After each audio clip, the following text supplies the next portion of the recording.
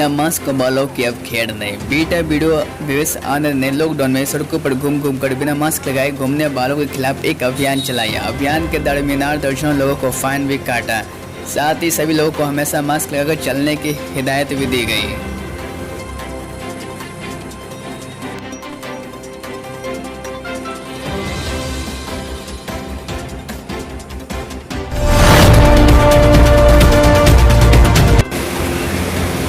Lockdown बना मजाक, जी हाँ, यह हम नहीं कह रहे हैं, यह नज़ारा कह रहा है। राजधानी पटना से सटे मंदिर में लॉकडाउन लोगों के लिए एक मजाक बनकर रह गया है।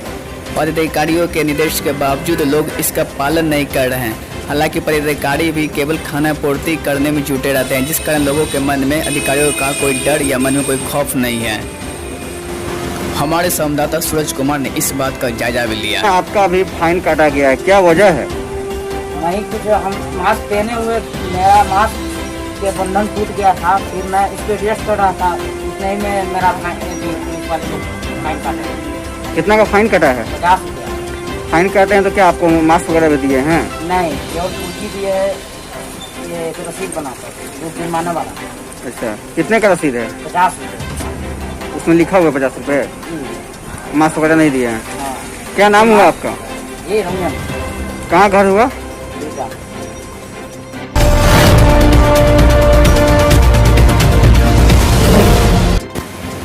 भाजपा प्रवक्ता ने तेजस्वी यादव पर उठाए कई सवाल। बिहार भाजपा प्रवक्ता डॉक्टर निखिल आनंद का बयान। तेजस्वी इन दिनों लगातार प्रेस कॉन्फ्रेंस और मीडिया इंटरेक्शन कर रहे हैं। उनके पीछे शामिल कई लोग पॉजिटिव होने के बाद से क्वारंटाइन सेंटर में मौजूद है। तेजस्वी गोपालगंज से मिल रहे हैं, भीड़ जुटा रहे हैं। तेजस्वी राजद नेता कार्यकर्ता जनता की जिंदगी दांव पर लगा रहे हैं। तेजस्वी ने इसके बावजूद अपना कोरोना टेस्ट नहीं कराया है। तेजस्वी जिम्मेदार नागरिक के तौर पर कोरोना टेस्ट कराकर रिपोर्ट सार्वजनिक करे जनता के बीच में। तेजस्वी यादव ने पिछले दिनों प्रेस कॉन्फ्रेंस किया था और फ्रीक्वेंट मीडिया इंटरेक्शन कर रहे हैं। उनमें से कई लोग कोरोना पॉजिटिव होने के बाद आइसोलेट होकर क्वारंटाइन हो गए हैं। तेजस्वी यादव गोपालगंज जाते हैं, भीड़ जुटाते हैं, फ्रीक्वेंट पब्लिक इंटरेक्शन कर रहे हैं, लेकिन अभी तक उन्होंने कोरोना टेस्ट नहीं कराया है। तेजस्वी यादव सिर्फ राजद नेताओं कार्यकर्ताओं का ही नहीं, पब्लिक का भी लाइफ रिस्क में डाल रहे हैं। वे कोरोना संक्रमितों का मजाक उड़ाते हैं, लेकिन अभी तक उन्होंने कोरोना टेस्ट नहीं कराया है। उनसे रिक्वेस्ट है कि वे कोरोना टेस्ट कराएं और उसकी रिपोर्ट पब्लिक में सार्वजनिक करें।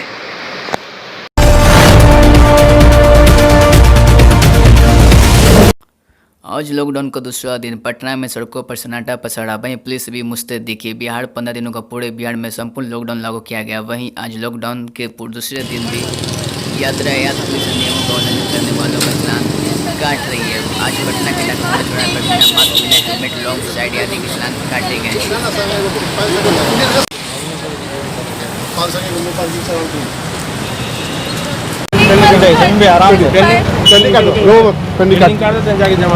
जमा कर दीजिए पैसा।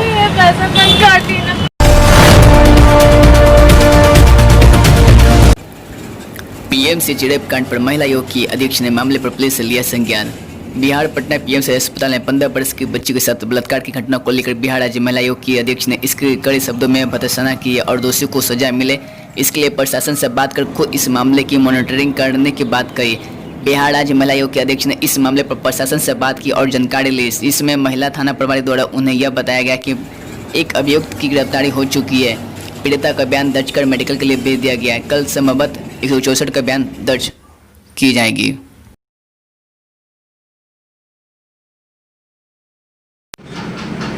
पीएमसीएच में 2 दिन पहले जो घटना घटी है वो बहुत शर्म की बात है। ये महामारी में सब लोग डर रहा है, किसी से बोल नहीं रहा है, किसी के पास जा नहीं रहा है। ई हालत में नाइट गार्ड ऐसा गलत किया है, उसको तो कड़ी से कड़ी सज़ा होना भी चाहिए। हमने अधीक्षक को लेटर भेजा है कि वहाँ पर सीसीटीवी कैमरा है कि नहीं, महिला वार्ड में महिला पुलिसकर्मी है कि नहीं, नर्स है कि नहीं, इसको जांच करके हमको जल्द से जल्द रिपोर्ट कीजिए। ये क्या हो रहा है समझ में नहीं आ रहा है कि ऐसा घटना हमेशा रोज कुछ न कुछ हो ही रहा है, लेकिन इसको तो सजा होना चाहिए कि आगे के लोग हिम्मत नहीं करे ऐसा करने का।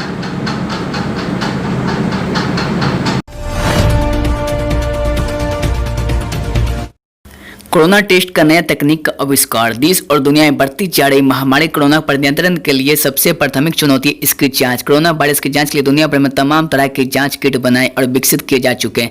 कम समय और कम खर्च में कोरोना जांच करना शुरुआत से ही चुनौती बना हुआ। इसी चुनौती को बिहार के भागलपुर स्थित तिरुपति आईटी यानी Indian institute of information technology ने पार कर लिया है। तिरुपति आईटी के वैज्ञानिकों ने कोरोना वायरस की जांच के लिए नई तकनीक विकसित की है, जिसके जरिए 2 से 4 सेकंड में रिपोर्ट बता दी जाएगी। कोरोना के साथ यह तकनीक टीबी पर और निमोनिया की भी रिपोर्ट बता देगी। इस सॉफ्टवेयर रिसर्च टीम के मेंबर है केंद्रीय मंत्री अश्विनी चौबे के पुत्र Arijit Shekhawat. Arijit Shekhawat Choubey software research engineer. नमस्कार।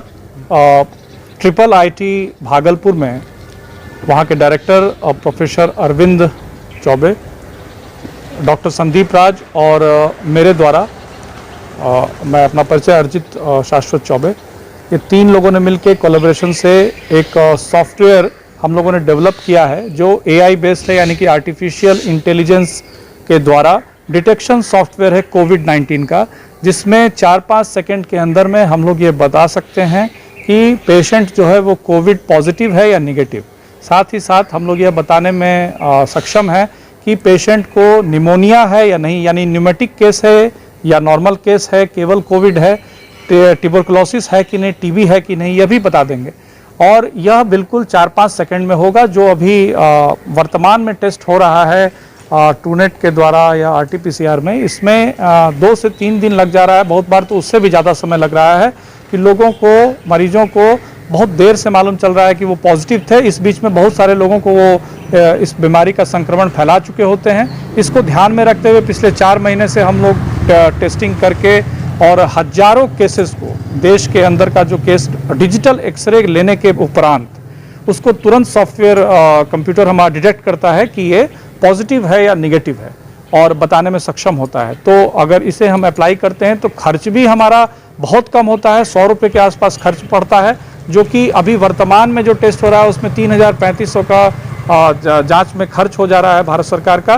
तो हम लोग भारत सरकार के लिए और अपने लोगों के लिए, अपने भारतीयों के लिए यह नया टेक्नोलॉजी लाया है एआई बेस्ड डिटेक्शन कोविड का, जिसमें हम लोग पैसे भी बचाएंगे और हम लोग समय भी बचाने वाले हैं। तो इसका सफल टेस्टिंग हो चुका है और इसको साइंस एंड टेक्नोलॉजी मिनिस्ट्री को दिल्ली में भेजा गया है, जो आज कल में हमें सर्टिफिकेशन मिल जाएगा।